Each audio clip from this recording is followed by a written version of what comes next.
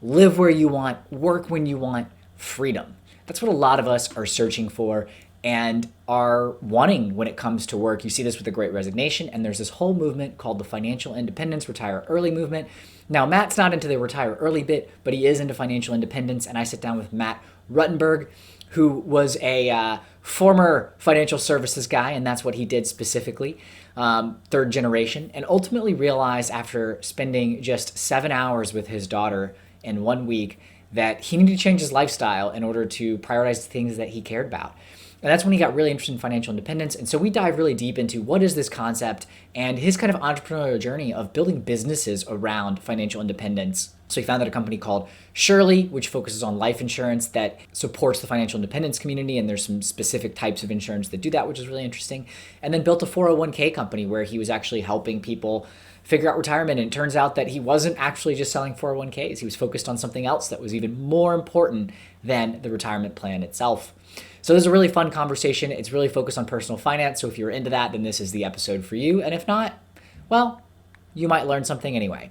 So without further ado, I hope you enjoyed today's episode of the Silicon Alley podcast featuring the Matt Ruttenberg.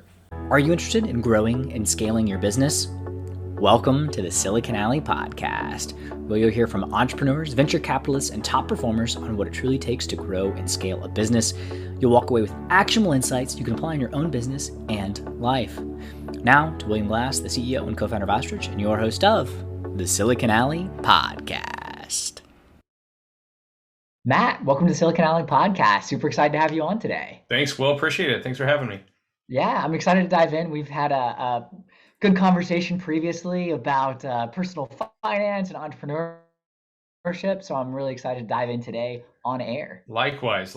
Yeah, we have a similar background and we know each other through a few different venues, so appreciate you having me on here. Exactly, and I'd like to actually start not necessarily with the journey, but you're going on another journey here shortly. We're going to be in Hawaii for the next 6 months. Yes. Which kind of goes into the story a little bit, but yeah, it's been on my bucket list for a long time. I was raised in the financial industry 3 generations back, and we went a few times when everybody took their companies to Maui for their annual conference back in the day, and then we ended up going several times. And then I took my wife when we first got married, and then now we've positioned ourselves to be in a point where time, location, independence, and that is absolutely something that lined up from the pandemic and a few other things that lined up in the last couple of years. So we're like, you know what, let's do it. Let's figure this out. And we made it happen. We actually made the final decision, no joke, 2 months ago. Okay. So bought the plane ticket, found our rental just recently. So yeah. Yeah, that's awesome. That's cool. And I mean, I'm a big fan of Hawaii. I've been a couple times for short trips, but it's such a cool place. Yeah. Where are you going to be? Which islands? We're going to be on Oahu. So it's interesting. They switched out some regulations and laws on short-term rentals. Several years ago, they made these changes. And just recently, Airbnb is removing some of these short-term Airbnbs. So they're going midterm because they have to. So you have to be in a commercial building to be able to have an Airbnb now, short-term. So there's a lot of midterm, long-term rentals that are furnished out there right now. So it's pretty neat. That's awesome. Yeah. Well, let's dive into this. All right. So Sure. 3 generations of being in financial services, finance sector. Talk to me a little bit about what led you to want to get to the point where you can go spend 6 months Sure. of the year over in Hawaii. Yeah, I straight out of college got into the financial planning industry. My dad did it. My grandpa did it. It was just kind of like, this is what we do. I had cousins and uncles all in finance, and it was just kind of walked into it. It was just the low-hanging fruit. So ended up kind of moving to, I'm originally from Ohio, but moved to Florida just because it got cold in Ohio and decided to go down to the beach. But established my financial planning practice over several years. I did it for 17 years, and my clientele was the retiree market. Who else are you going to talk to in Southwest Florida, right? very location and time dependent on what everyone else, when they wanted to meet, and did the old school, did chamber meetings and networking and 9 to 5 meetings. And there was one point where I saw my youngest daughter probably 7 years ago or so. I saw her for 7 hours in an entire week. And it was just, that was it. So my wife and I had a discussion.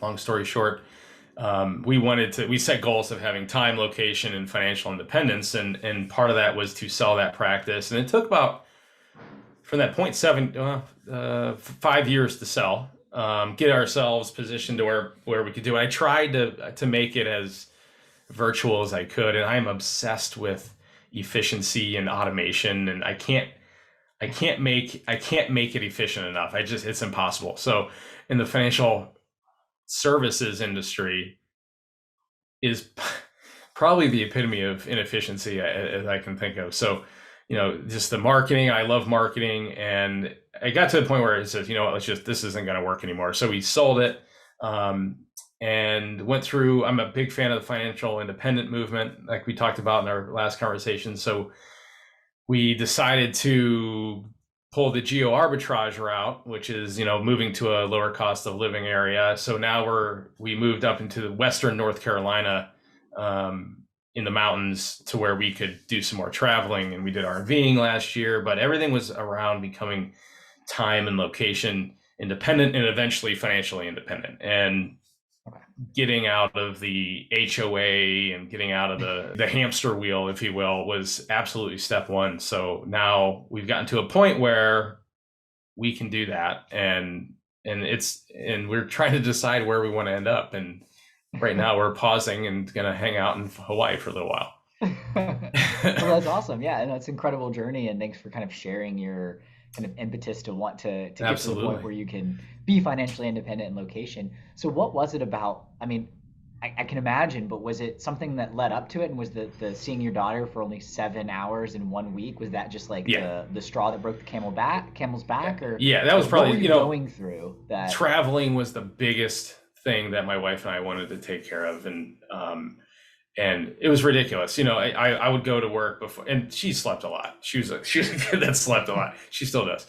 Being there, waking up, going to the office before, and then coming home and seeing her for an hour before she went to bed early. So that was definitely the straw that broke the camel's back. And it was just a culmination of everything being stuck in one location. And to me, it didn't make sense to have just a local presence. Now, this was 7, 8 years ago, so things have changed. COVID made things, everyone's mind expanded, and think outside the box a little bit on how and where you work. But back then, it just didn't make sense. Why would I stay in one location and limit myself to doing business with this smaller amount of folks? So the internet was 100% the way I wanted to go, and becoming more efficient, and which is where my new businesses are pointed in that direction, and helping the financial independent industry or community with those companies. And yeah, it was years, and then it took years to actually put into place. Yeah, no, that makes a lot of sense. And Yeah. I'm curious. I mean, you were in financial services, right? So like you were Mhm. helping people manage their money and for retirement and all that stuff. Were you already familiar with this kind of idea of financial independence and location, or was that something that you learned?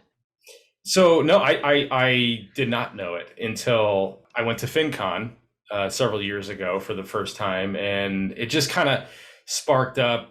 The first person I found online, kind of in the direction of what I was doing, was Jeff Rose. He had something, Okay. I can't remember the name of his blog back then, but I said, well, he's doing it, and he's in the financial services industry. So it was kind of that, and then I found it just through looking at Mr. Money Mustache, finding his website, and then it clicked. It made sense, and I was working with retirees because that's the Where's abundant the money, right? demographic in Florida, Yeah, right? That's yeah. where the money was. But I really wanted to work with young families and entrepreneurs. I got into the 401k market, which I still am in that market.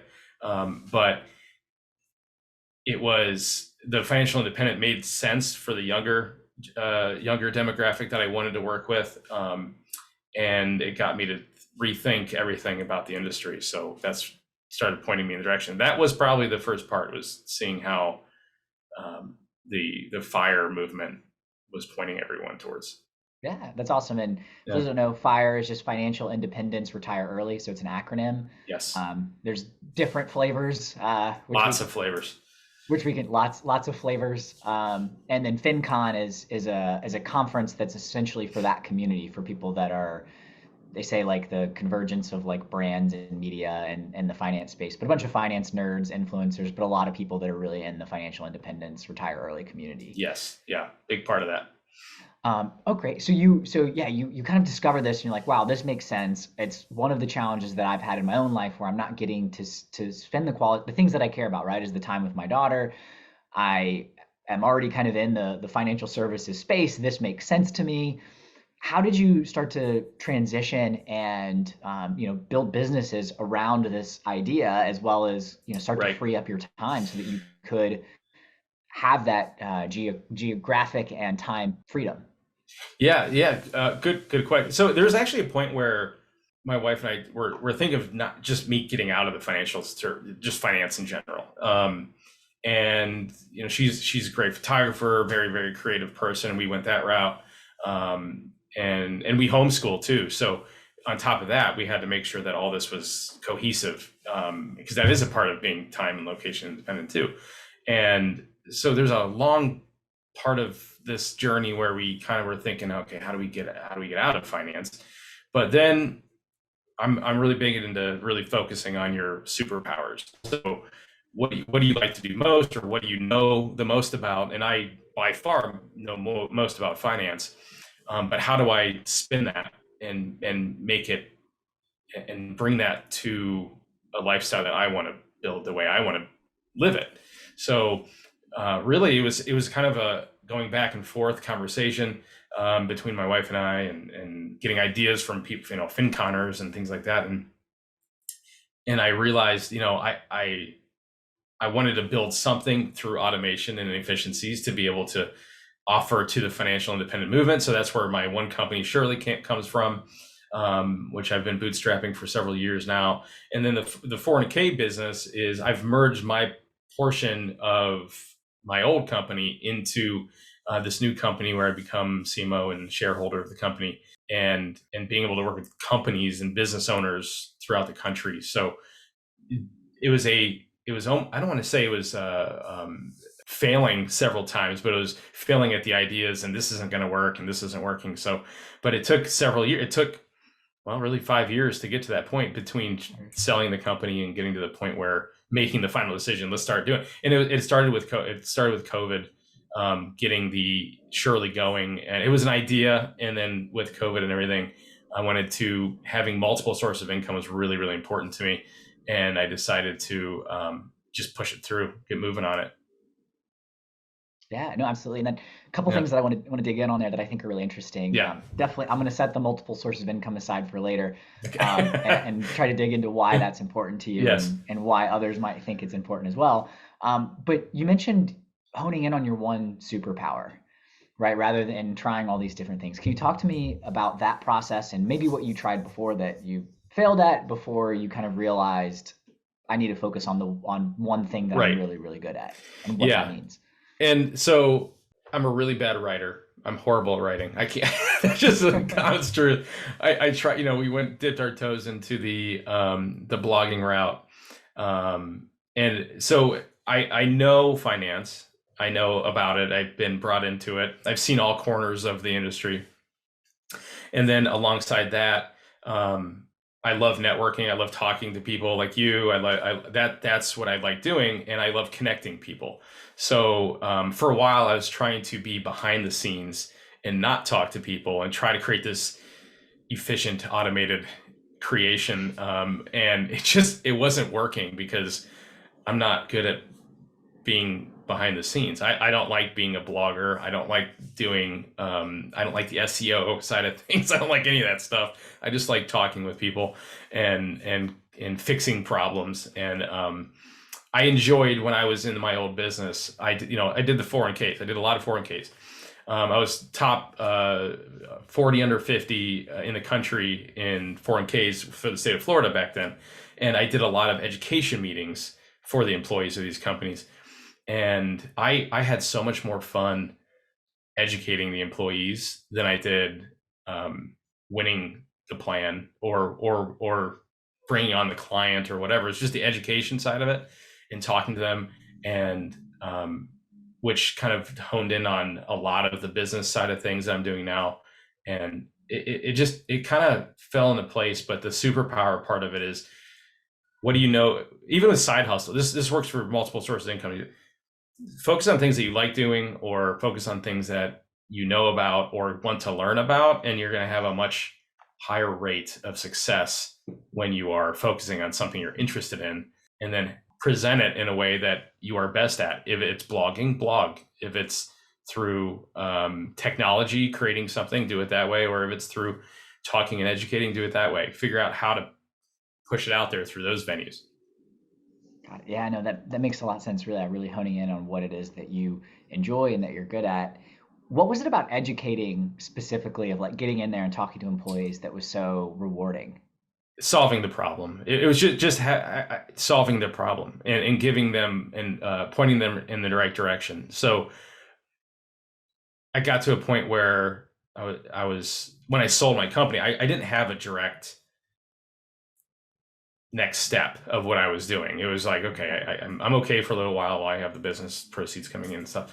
And it was like, okay, what do I love doing? What do I like doing? What do I know about? And the education part just popped in my head, and the communication and networking with folks digitally, that which was weird, moving from a face-to-face to digital piece of it. But it was just the satisfaction to see people being able to take the next step in their financial journey without, and having the confidence to do it, because there's so much noise out there online everywhere, and Facebook groups and everyone's opinion on this, and having someone tell them, even though they were afraid to ask for help.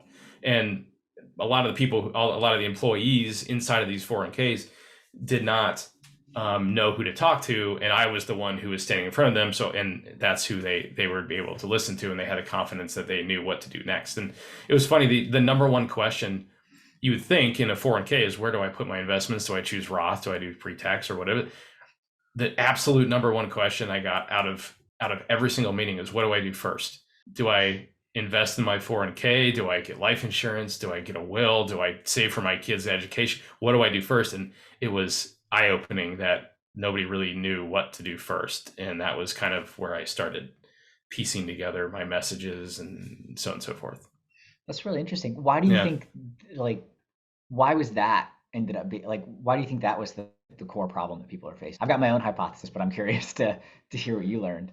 So why Why is that starting point? Like, why is that why starting point? Like, why is it like people are, the conversation that being like, where do I start? There's so much that I should be doing, versus, oh, like this is a retirement thing. Like, I guess I should put money, and like, like, why do you think that yeah. the challenges around like, what do I do first? I think it was because there's too much noise. They're hearing information from their parents, their boss, their coworkers, from blogs. Podcasts weren't really going on. I mean, they were, but YouTube videos, whatever. Dave Ramsey was out there. It's that kind of there wasn't as many voices, but there was a lot of personal people. Their grandparents, and everyone had a different opinion. And things have come out front and center more than they have before in the past. So meaning a little bit more clear path now, just because of social media and things like that. But I think it was just they didn't know who to listen to. And if they were afraid to ask, because it's one of those things, like people are afraid to go to the doctor because they don't want to know what may be going on. So it's the same thing. Yeah, I know I'm not doing so hot financially, so I'm not really going to go talk about it with anybody. So I was there because they had to see. It was a mandatory meeting that the owners put together, and I was there. So I gave them the answer, and they're like, "Oh, finally, okay, I got it. This helps." And you could see the relief on their face. No, that makes a lot of sense. And yeah, we bombard people with all kinds of different messages of things that people should do, and we don't really give great directions of like how do you go actually do things and where do I start and does this apply if I've got Yeah. kids and and all that stuff. So I think it's just a lot of overwhelm, right? And I think that's my one concern with, and I think the type of education that you did sounds like it was a step further than saying like, here's what a 401k is. You were actually answering the questions that people had. But that's my one concern. We're starting to see a big pivot, which I think is great, where we're starting to teach financial literacy, but education doesn't necessarily equal action. And Right. I think that's a challenge. And it sounds like you were actually addressing the action side even more so than the like, Yeah. which do I pick, a Roth or a traditional? Is like, well, here's the first action that you need to take, and here's how you go do it.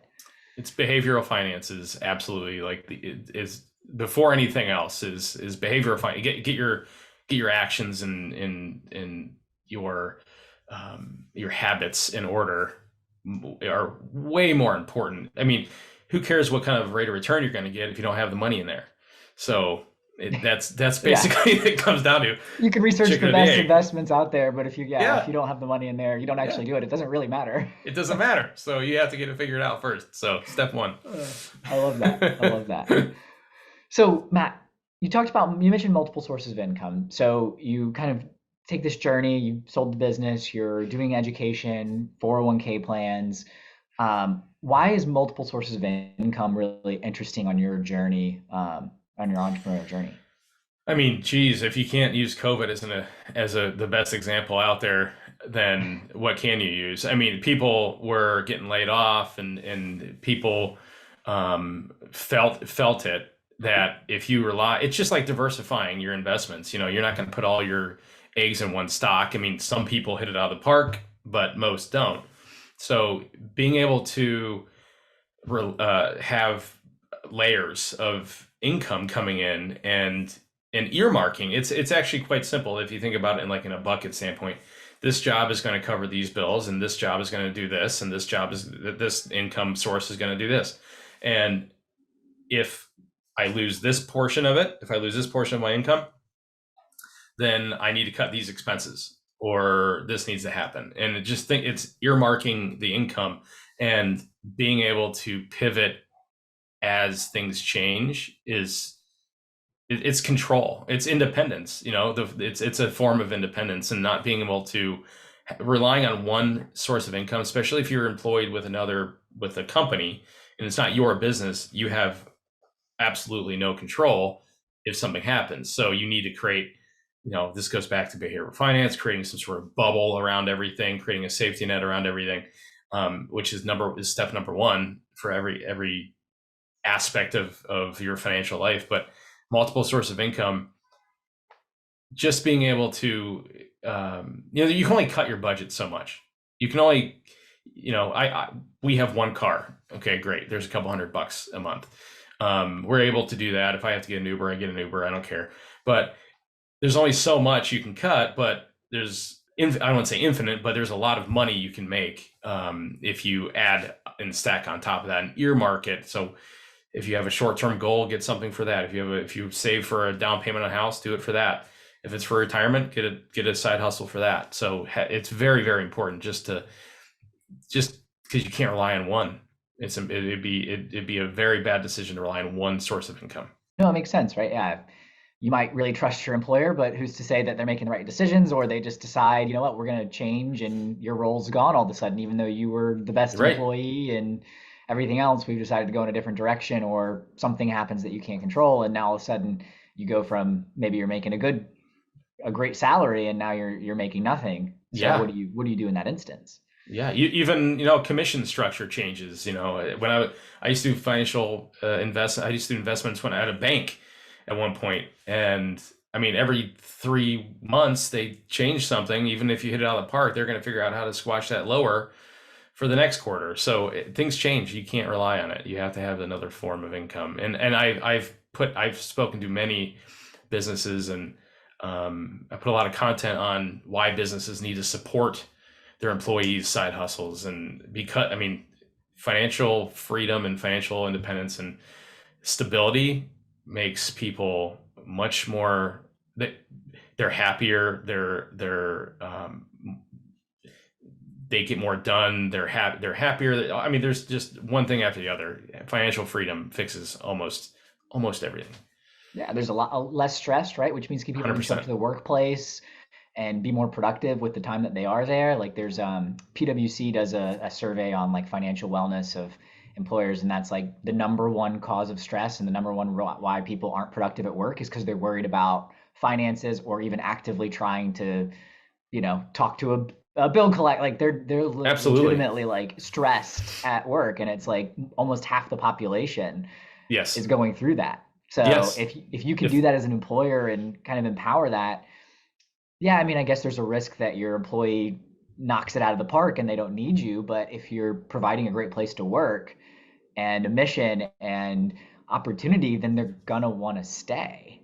Absolutely. And what's a you can't find a better training system than real life and creating your own business, basically. Whatever you're doing as on the side with this multiple source of income, you can't. They're not going to teach you. They're going to teach you how to do the job you're in, but they're not going to teach you how to run a business. Exactly, Yeah. exactly. So, all right. So getting back to your story, Matt. So, um, talk me through what that next step was, right? So you started to build some these different streams of income. Like, what did you learn throughout that process, and how did you end up coming up with SureLI, for example? Yeah. So Shirley was, I mean, it was actually different variations for the last 6 years, probably. Shirley was, and basically, I was trying to be more of a generalist too with the insurance. And I'm a big fan of term life insurance. I think that's the way to go for 90% of the people out there, especially as you're building your wealth. And I noticed that the financial independent community, there was no, that was a question that came up a lot. How do you do this in a fire friendly manner? And what are the best way? And there's a lot of blogs out there, of course, but there's different ways to cut premium. And I was going to just do it like as a regular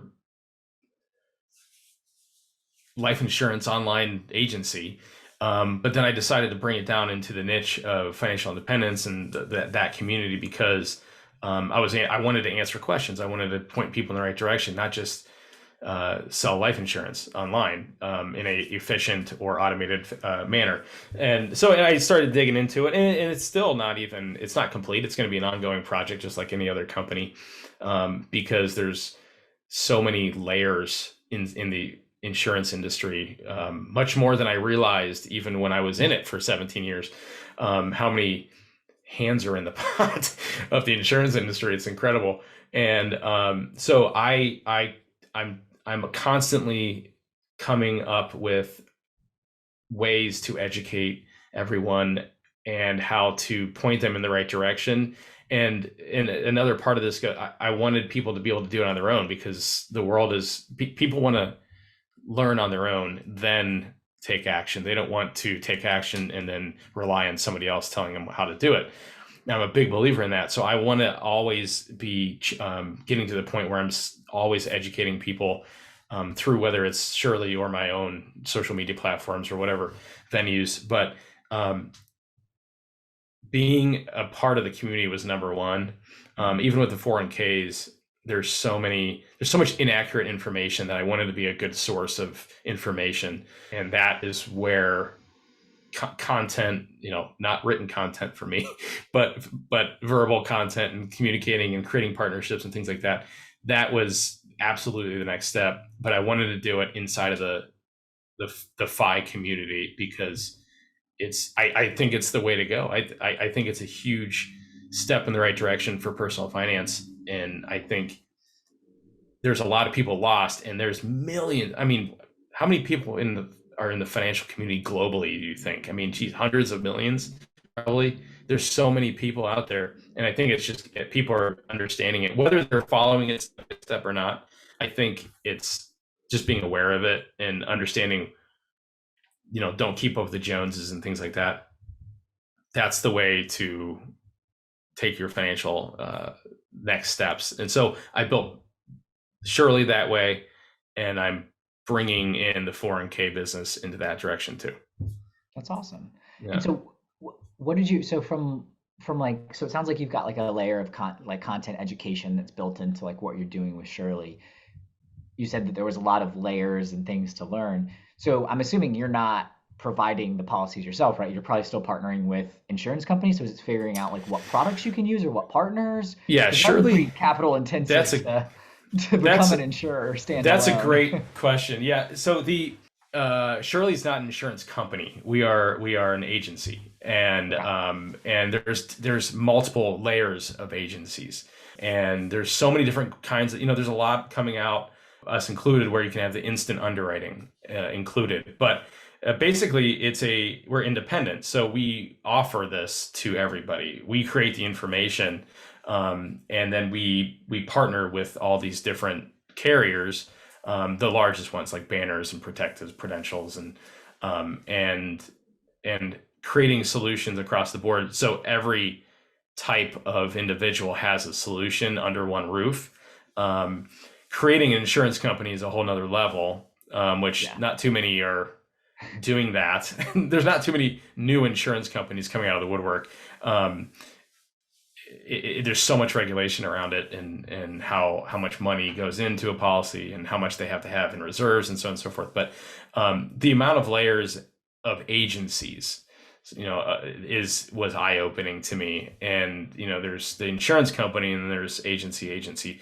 This agency is creating this type of service for this agency. It's almost like I don't want to say a pyramid thing, but it's basically it's the technology. The insurance company isn't really doing much except for making the decision, and then everything Okay. else is put into place underneath that. So we're always growing and going up, climbing up that ladder, because we don't want to have all those hands in the basket, because it's too many people involved to make That makes those sense. Yeah. decisions. Yeah, There's a lot of yeah, layers in between what the insurer pays and I guess what actually gets quoted to the end customer. So it's like yeah. how can you remove as much of that bloat as possible so you can Yes. get the best rates and then also find, you said, unique solutions. So what's unique about within the financial independence community when it comes to life insurance? I self-served my own term life policy back, Yeah, a few years ago, which was absolutely. interesting. I still had to hop on the phone and talk to somebody, even after like completing a ridiculously long survey. But it is what it is. But I'm just curious, like, what are some of the unique things with this community in particular? So it's saving. It's not being overinsured. Don't buy life insurance just to buy life insurance, just because someone told you you should have a lot of life insurance. And the second one is save money on your premium. So there's a couple different ways to do it. It's laddering is probably the most popular, if anyone has heard that. But you're basically layering your maturity dates on these different policies to lower your upfront premium, your monthly out of pocket. And the idea is, as you're building your wealth towards financial independence, you are also lowering your need for life insurance. And term life insurance is basically you're borrowing, or you're using somebody else's deeper pockets until you fill your own. That's basically the concept of insurance in general, right? Until you're self-insured. So how do we tailor back your overall death benefit as you're growing your wealth? So there's laddering, and then there's a lot of companies out there that actually allow you to lower it manually on your own schedule. So, and that's the reason. That's one thing I'm not a big fan of laddering, even though it's part of our model. You're set on a schedule, and if life gets in the way, you all of a sudden you think you are going to have enough insurance, and all of a sudden you're underinsured. And then so there's a lot of companies, bigger ones, that allow you to lower your death benefit. So we've earmarked those as fire friendly life insurance carriers, because you can choose when you want. Everyone has their own schedule and what they're allowed to do, but you lower the policy when you want to, or when you should, or when you can. So that's another big part of the business model. That's interesting. Can you dive into that and explain that a little bit more? So, I Mhm. guess what you're saying, right, and I'll recap it and feel free to to correct me as I'm understanding it. But Yeah. essentially, you're saying from a life insurance perspective, you're making less money, but you might have a lot of obligations, responsibilities, so you want a higher death benefit. So it might be, I'll just use $1 million because it's round. You might want $1 million, but then all of a sudden you build up your net worth, so you can sort of start self-insuring. So you don't need $1 million worth of coverage. Maybe you need Right. 750,000, or maybe you have another child and you were expecting that, and you actually need to increase. Like you're saying that essentially you can adjust that based on Yeah. your ability to self-insure, the wealth that you've built, your income, and your responsibilities. Is that Yeah, yeah. thing? So that's exactly it. Yeah, in laddering versus using a FI-friendly carrier, as we call it, as we've coined it, is the two ways to do that. It's either you want to, if you feel very confident in your wealth, the growth of your wealth, and you feel like you have that scheduled down, then laddering is usually the cheapest way to go. Or you go a route where you have a little bit more control when you want to lower it, or when you do it at that point. If you don't have a FI-friendly carrier, then you have to reapply in the future. There's a couple that I can think of that, if you had $1 million policy and you wanted to bring it down to 500, you have to reapply for 500. You can't just cut it down to 500 from that one policy, which if you're older, you don't have the health that you used to have, that doesn't make much sense. So being able to make those changes when you want to, or when you should, that is the absolute, you have the most control.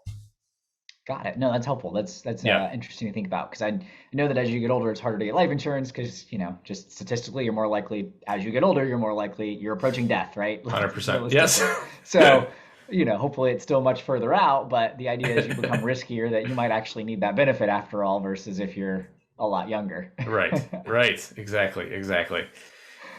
Awesome. So, what are some of the challenges that you faced building Shirley, the 401k business? Like, Yeah. what are some of the difficulties that you've experienced? I'd say, technology is always fixable through money. Basically, you just, you're able to hire developers and be able to take that. But so that's not it. It's more of the psyche of in the path of the client, or the person coming through it. And it's continuously making changes to the experience, and how you're communicating and what kind of information they're getting. So that is the most active change that we've made over and over. We think we have it, and then all of a sudden we need to make a change because there's a bottleneck someplace, or a question isn't answered throughout the journey of it, or something like that.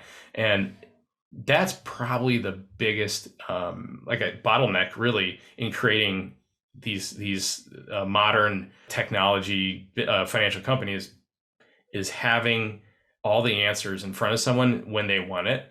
And that goes with both companies, the 401k business and this one, and Shirley. It's giving them the information when they need it, and trying to be there when they have a question. And when is that? And trying to figure that out and peg that's the most difficult part.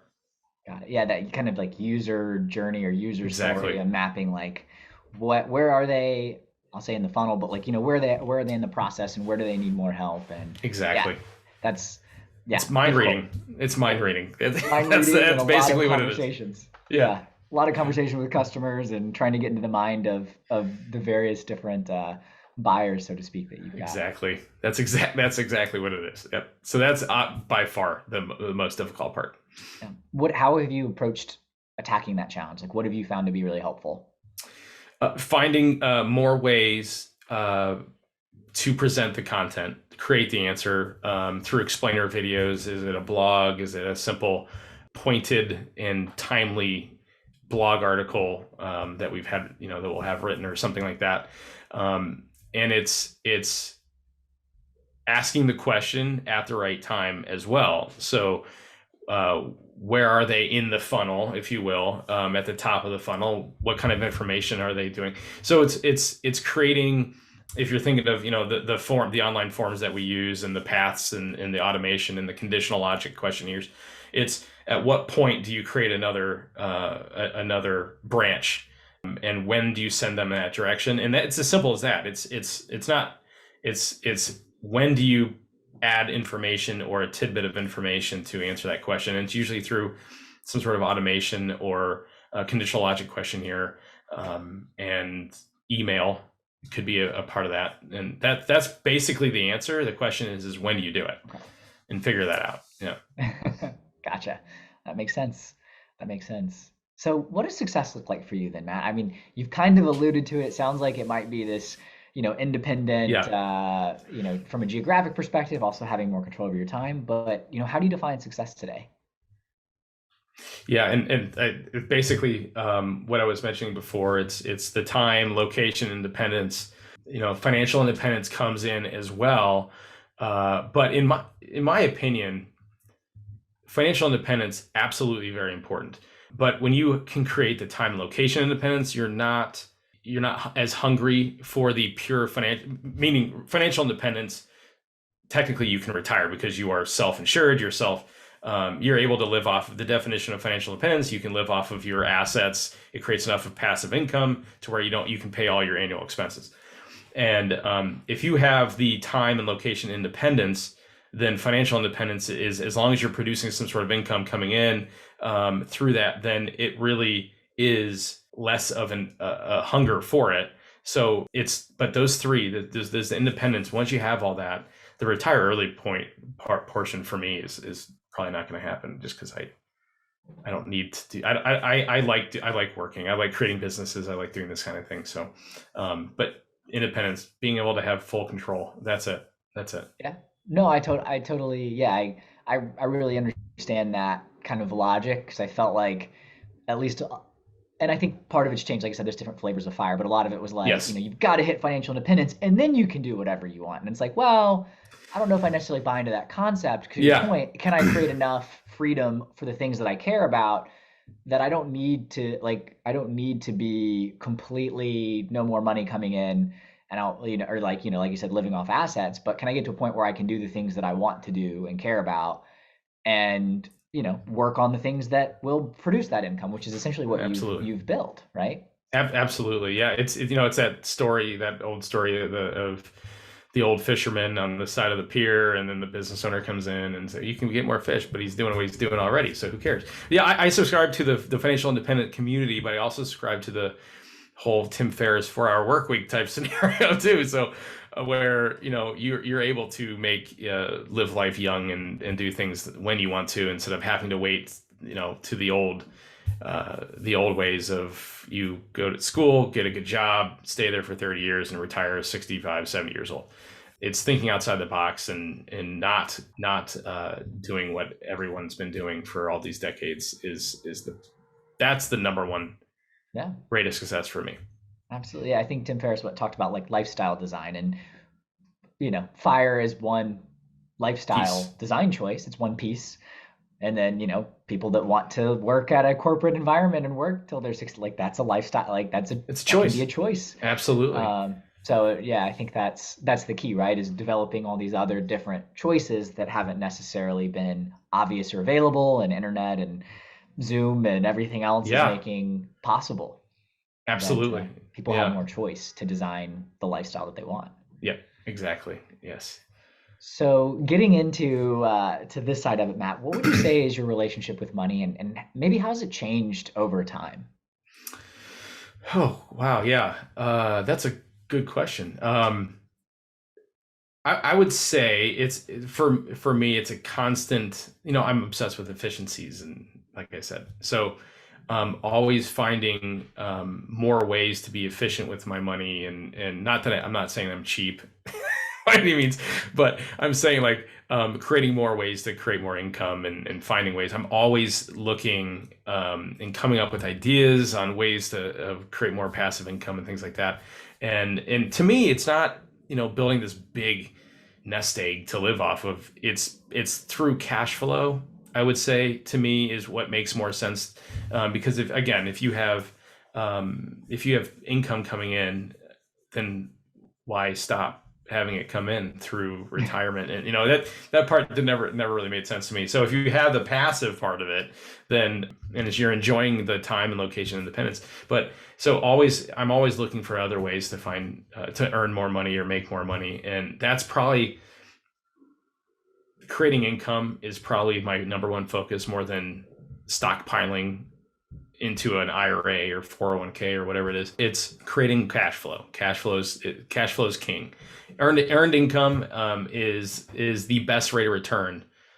You can't beat earned income, because you're putting in your time and energy more than, you don't have an asset that you're are holding on to create it. So earned income and then passive income is number two for me.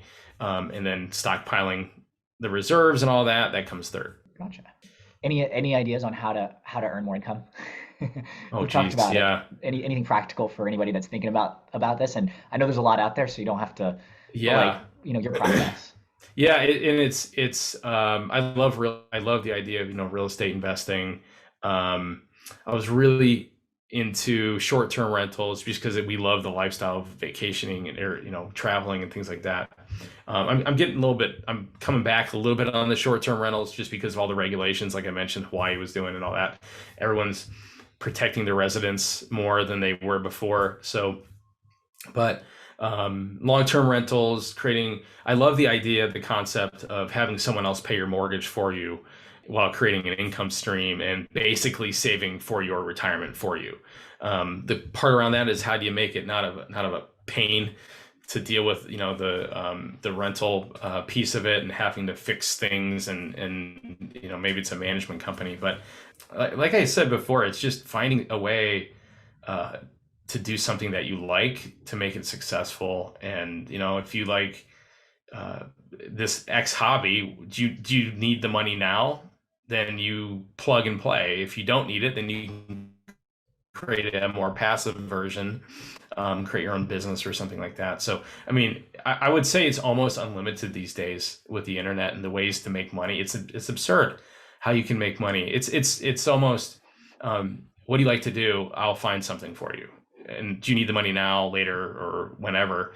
And we'll come up with something. It's out there. It's easier to make money than ever has been.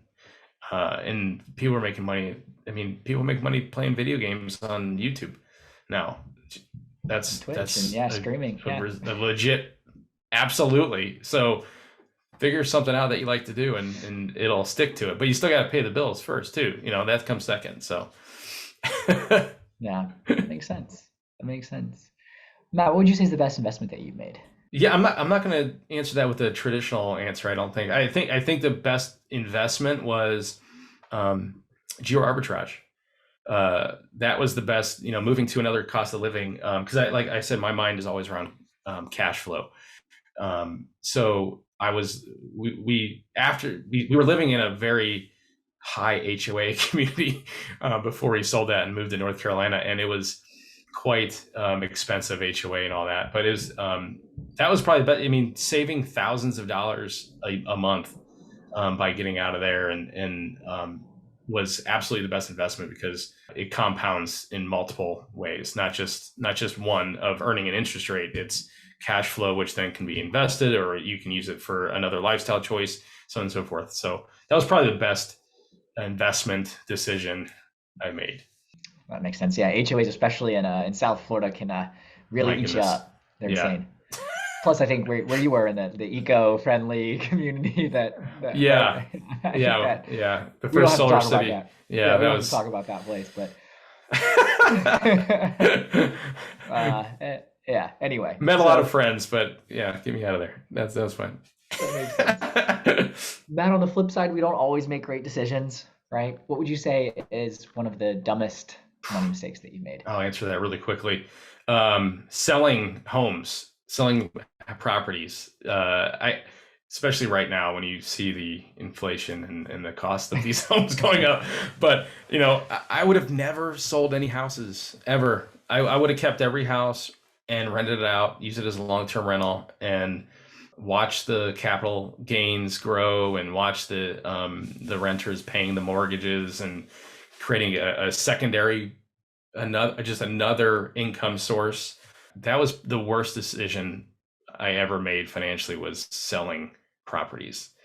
That was probably the worst decision I ever made. Interesting. Yeah. Yes. I mean, obviously, given what's happened with the housing market, but going back to the cash flow thing, right? I'm assuming as long as you could cash flow those properties, right? Assuming you can cash flow the properties, that's the key. Yeah, absolutely. Making sure it makes sense. Yeah. Awesome. Yeah. Matt, this has been a lot of fun. I really appreciate you sitting down. I want to leave you with the last word. So if there's anything that you want to share with the audience, and then also please let people know how they can connect with you outside of this podcast. Yeah, absolutely. And it's really, I would say the number one piece of advice is just stop. Don't try to keep up with the Joneses. That's why we got caught in that right before we made our lifestyle change. Don't worry about what your neighbors are doing. Don't worry about what everyone's telling you to do. Do what makes sense for you financially. If you can cut expenses here and there, great. Make money when you can. Helps you cut corners. Compound interest is key when you find ways to add more money into those cash flow or investment accounts. So that's probably the best advice I can give. Just don't keep up with the Joneses. Stop worrying about what other people are doing. And you can find me on. I'm kind of building a TikTok following at this point, but across all social medias, I'm either at Matt_Ruttenberg or at Matt Ruttenberg. There's a few other Matt Ruttenbergs out there apparently. So, but Instagram, TikTok. I'll be adding YouTube and a few other avenues there too. So Awesome. Well, fantastic. I like what you're doing. It's very, very focused, and excited that you've been able to build this time and location independent. So thanks for sitting down, Matt. I really appreciate it. Thanks, Will. I appreciate it. Thanks for having me on. On your way out, please share the podcast with others. It's the only way that the community grows and others hear these incredible stories from entrepreneurs and top performers. And of course, pound that subscribe button so you get notified when episodes drop every Friday. I'm William Glass, CEO and co-founder of Ostrich, and of course, your host of the Silicon Alley Podcast. Have a very profitable day. You got no time to waste, but still you hesitate. Caught in a circle saying, I'll never leave this place.